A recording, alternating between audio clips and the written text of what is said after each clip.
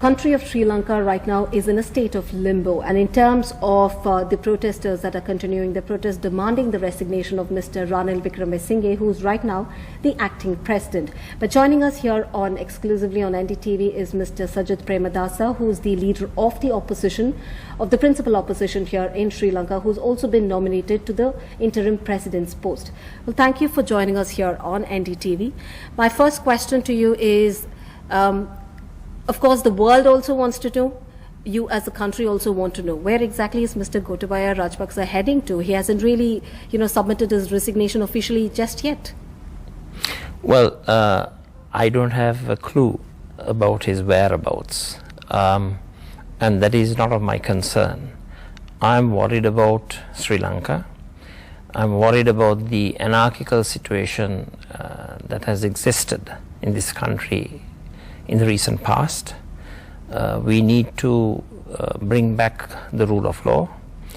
We need to bring back prosperity to the people of the country. The basic human needs of the people of my motherland are not met. They are going through tremendous suffering, and my objective is to ensure that my brothers and sisters and everybody else in my motherland, all 22 million, have a happy life and they're able to live. Right.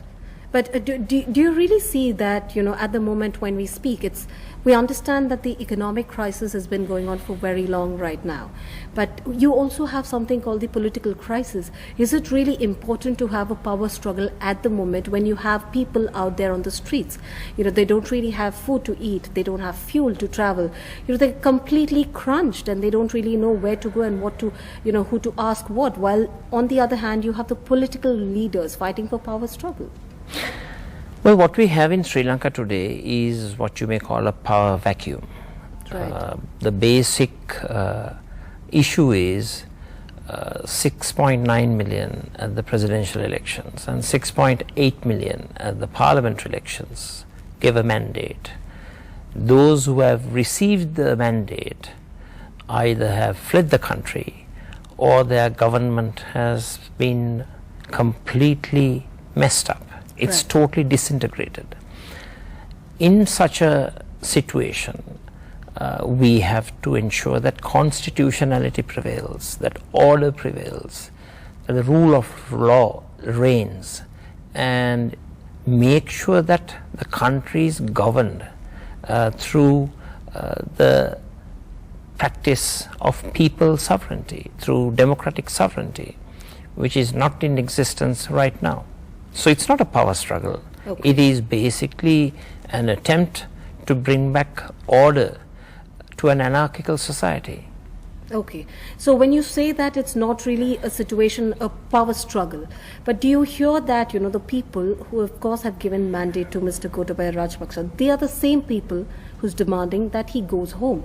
Now you have people all coming together. They are asking for Mr. Ranil Wickremesinghe to go home. So what have you all decided in terms of political leaders? Have you all arrived at a consensus at the moment? Well, today we had a meeting of the major leaders of political parties of the opposition.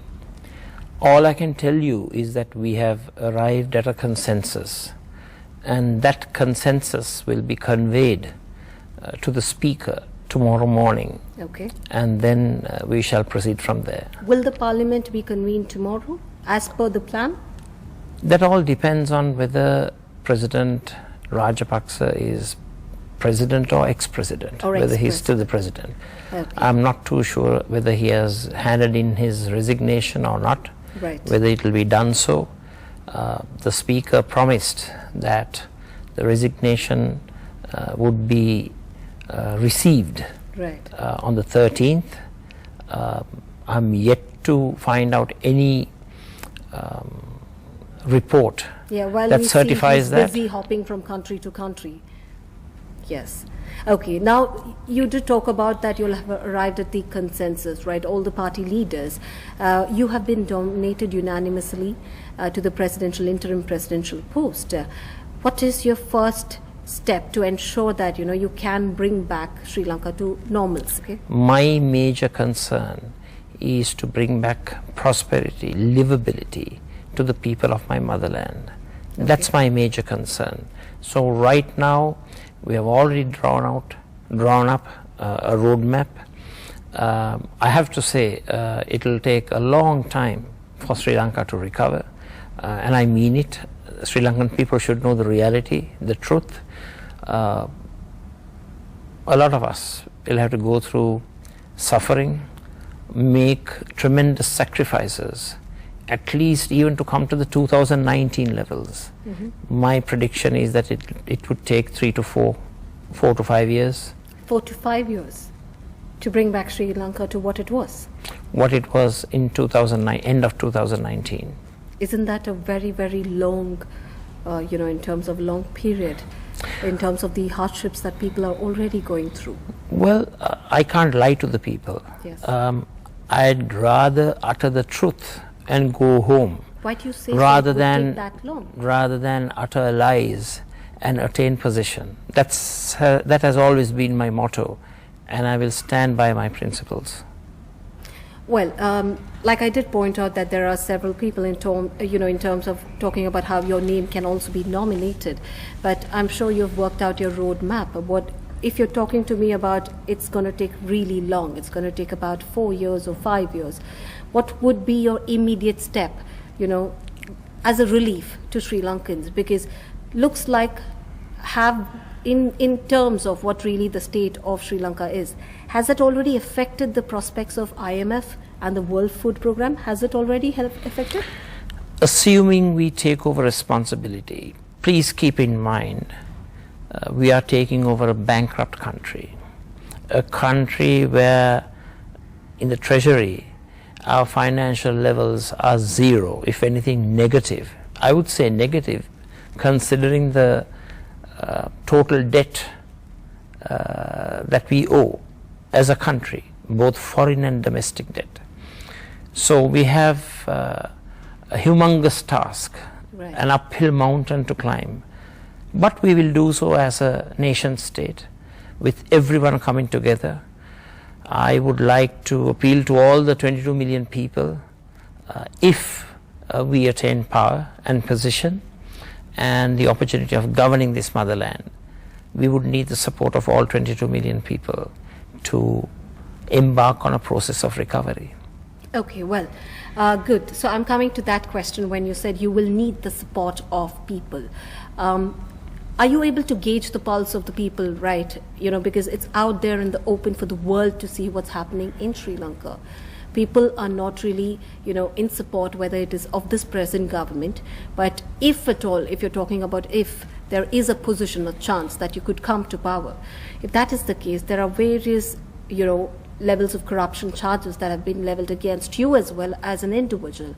Now, how will you overturn all of that and come back to power and instill that kind of, a belief in people that, yes, we can do it together, we can, lift Sri Lanka out of this crisis? I have absolutely no charge of corruption against myself. I think you have been misled. Okay. Absolutely none. And if I have done something wrong, I'm responsible and I'm accountable. So that's some wrong information that you have received. We will establish standalone institutions, governmental institutions, where impartiality, non-political interference, independence of officials, the basic autonomy of the anti-corruption institution is protected, so that those who are bestowed with the responsibility of eradicating corruption are given the free hand to do so. It is not up to politicians to run after people, pointing fingers at each and every individual, calling them corrupt. The system should be a judicial and administrative process, and we hope to ensure that such a process is full of transparency and full of honesty and credibility and integrity. By that, do you think at the moment as we speak, has it derailed the prospects of IMF bailout? Of course it has. I think the way Sri Lanka has been governed for the past few years, especially the past 2.5 years, there has been rampant corruption, looting of the state treasury, the government embarking upon various projects based on unsolicited proposals. Many have accrued so much of wealth, and it is the authorities, through their independent operations, who are best placed to take it from there on and bring the corrupted politicians and officials to book, and also repatriate the monies lost, because unfortunately the past 2.5 to 3 years of governance has left us with a lost generation. Right. Now, if, in the coming days, if there's going to be a big political development, and if you are going to be elected, right, to the post. Now, my first question to understand here is, we see that Sri Lanka has plunged to a deep economic distress. Do you have an immediate measure to ensure your foreign reserves have hit rock bottom? Do you have an immediate measure that you can, give at least a stopgap measure or a temporary relief, or will this situation go on until you get IMF bailout, or will you be also resorting to something like what Ukraine has done, like crowdfunding? Will Sri Lanka go to that? You see, we have to start from ground level zero. That's the fact, and that's the truth. And I'm not going to mince words. We have to start anew. But brick by brick, we will build. We will construct. We will generate wealth. We will promote economic growth. We will become prosperous. Make no mistake about it. Sri Lankans are valiant people. Sri Lankans are full of entrepreneurial qualities. Sri Lankans are determined, and they are hardworking. We can overcome, no doubt about that. But the truth is, the journey will be very, very hard, and it will be a journey not on an expressway, on a highway. It will be full of potholes. It will be full of obstacles, but they are not insurmountable. They are surmountable, of course. Okay. So what's your reaction to those, the party leaders, trying to unanimously elect you to the post? What's your reaction to that? Well, my reaction is I will dedicate my life. I will sacrifice everything that I have together with my team. We have an excellent team, a superb set of economists who will steer the country forward. But I have to dampen the enthusiasm, because it's going to be a tough ride. A hard way ahead. Right. Do you finally want to tell the Sri Lankans, who are watching this, what are the first 3 things that immediately when you take over, that Sri Lankans can see the change? Is there something like that on your mind? The first 3 things. Establish stability, establish rule of law, ensure that order prevails, and try to start from the beginning. Right. It will be an incremental approach, but we will overcome the obstacles, and we will be victorious at the end as a country. Well, thank you, Mr. Sajith, for joining us here on NDTV. In fact, going on to talk about how, if unanimously elected with all the party leaders that have been demanding, he says that he is, of course, has a roadmap for Sri Lanka, but that's going to take too long. When you say too long, it's not a matter of a month or 2. Of course, it's going to take a number of years. It could be 3 years, 4 years, or 5 years. But definitely Sri Lanka will not get back to normal what it was, but not before at least 5 years. Reporting here in Colombo with camera person Kumar Shrija for NDTV.